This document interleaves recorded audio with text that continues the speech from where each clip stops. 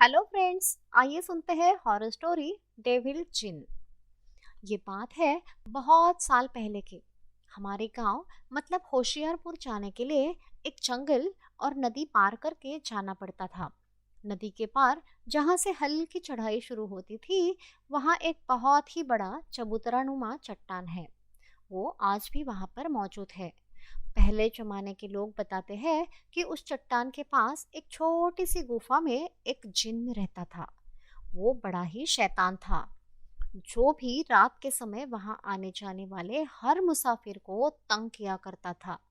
वो एक भयानक रूप लेकर हवा में तैरता हुआ आता था और लोगों को नदी में फेंक दिया करता था और फिर उन पर हंसता था।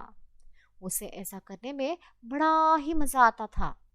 गांव के कुछ बुजुर्ग का ऐसा मानना था कि उस जिन्न को सजा देकर जिन्नों की दुनिया से बाहर कर दिया गया है। सभी आसपास के गांव वाले उस जिन्न से बहुत परेशान थे, क्योंकि वो कभी कभी अपने भोजन के लिए गांव के पशुओं को उठाकर ले जाया करता था। गांव वालों ने उसे काबू में करने की बहुत कोशिश की, लेकिन इस कोशिश में कई तांत्रिक अपनी जान गंवा बैठे थे। इसलिए गांव वाले हमेशा फिक्र में होते थे कि इस मुसीबत से छुटकारा कैसे पाया जाए। एक दिन गगन सिंह, जो फौज में एक सैनिक था और जाना माना पहलवान भी था, छुट्टियां पड़ी तो अपने परिवार से मिलने गांव वापस आ रहा था। जंगल पार करते हुए उसे रात हो गई। जैसे ही नदी पार करके वो पत्थरनुमा चबूतरे के पास पहुंचा, तो उसने सोचा कि वहां बैठकर कुछ देर के लिए आराम कर लिया जाए। फिर वो वहां पे बैठ गया। रात बहुत हो चुकी थी। जंगल से जानवरों की डरावनी आवाजें आ रही थी, लेकिन गगन सिंह बहुत ही बहादुर था। वो वहां पर बैठकर थोड़ी देर आराम करने लगा। उसे जरा भी डर नहीं लग रहा था और वो आराम से बैठा हुआ था। उसने सोचा, थोड़ी देर आराम कर लेता हूँ, क्योंकि बहुत थक चुका हूँ और फिर आगे के लिए निकल पड़ूंगा। लेकिन सामने गुफा में बैठे जिन को ये बात पसंद नहीं आई कि वहां पर बाहर कोई आराम से बैठा है। जिन्न ने उसे डराने के लिए शेर की आवाजें निकालना शुरू कर दिया, लेकिन गगन सिंह बिल्कुल भी नहीं डरा। ये देखकर जिन्न को बहुत गुस्सा आया और वो भयानक रूप लेकर गगन सिंह के सामने आ गया। जिन्न एकदम भयानक दिख रहा था। उसकी आंखें लाल लाल थी और उसका शरीर एकदम काला था। उसके हाथ व पैरों पर लंबे लंबे नुकीले नाखून थे। वो हवा में उड़ता हुआ उसके सामने आ रहा था। वो गगन सिंह के सामने आकर जोर जोर से हंसने लगा और उसे डराने लगा। जिन्न ने डरावनी आवाज में गगन सिंह से पूछा, कौन है तू? यहाँ क्यों बैठा है? गगन सिंह उसे देखकर उठकर खड़ा हो गया और बिना डरे उसने जवाब दिया, मैं तो एक मुसाफिर हूँ, थोड़ी देर में यहाँ से चला जाऊंगा। लेकिन तुम कौन हो?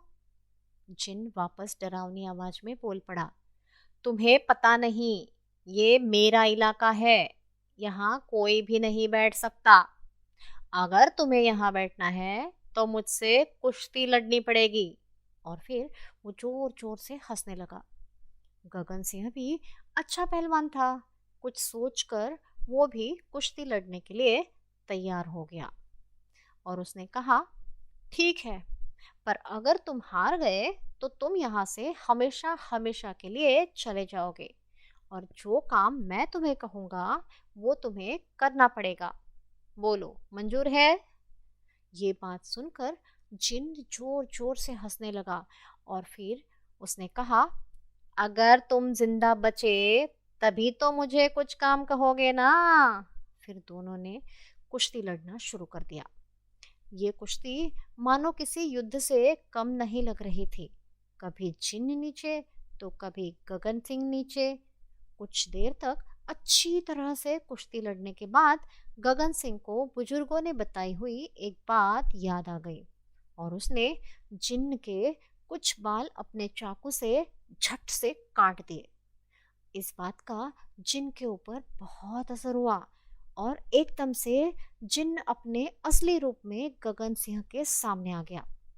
फिर वो गगन सिंह के आगे हाथ जोड़कर बैठ गया और कहने लगा, मुझे छोड़ दो, मुझे माफ कर दो, मुझे छोड़ दो।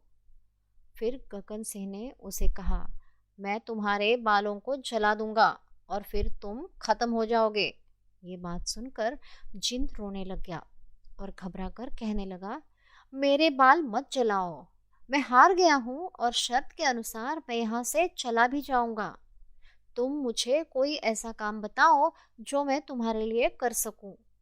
गगन सिंह ने बहुत अच्छी तरह से सोच समझकर एक काम ढूंढ निकाला और जिन को बताया, सुनो, ये पूरे इलाके में पानी उपलब्ध करा दो, क्योंकि उसके गांव में और आजू बाजू के सभी गांवों में पानी की बहुत ज्यादा कमी थी। काम बताने के बाद गगन सिंह ने जिन से आगे कहा, एक बात याद रखना, इस तरफ फिर कभी मत आना और कभी भी किसी को आइंदा से तंग भी मत करना, समझ गए? जिन्न घबराते हुए बोला, हाँ हाँ, मैं अच्छी तरह से समझ गया, आइंदा से मैं कभी भी किसी को भी तंग नहीं करूंगा और इस तरफ वापस कभी भी नहीं आऊंगा। ऐसा कहकर जिन्न ने हवा में हाथ ऊपर उठाए और कुछ मंत्र पढ़ने जैसा कुछ बड़बड़ाने लगा।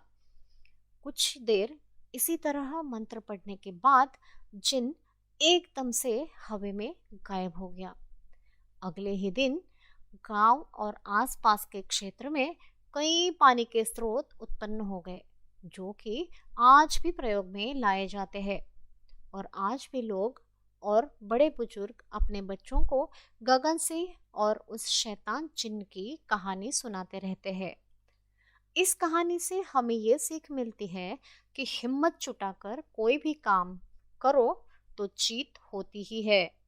जिंदगी में कभी भी हार नहीं माननी चाहिए। धन्यवाद।